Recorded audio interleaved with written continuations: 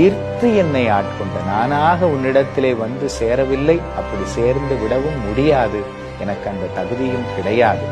ஆனால் என்னை ஆட்கொள்ள வேண்டும் என்று நீ சங்கல்பம் செய்ததால் தானே என்னை ஈர்த்து கொண்டாய், அதனால் ஆட்கொண்டாய்.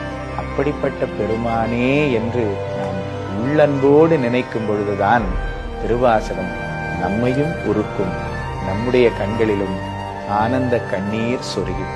வைத்தாய் வாங்காய் வானோர் அறியா மலர் தேவடியானே, முத்தா உந்தன் முக ஒளி நோக்கி முறுவல் நகைக்கான, அத்தா சால ஆசைப்பட்டு கண்டாய் அம்மானே, முத்தா உந்தன் முக ஒளி நோக்கி முறுவல் நகைக்கான, அத்தா சால ஆசைப்பட்டே கண்டாய்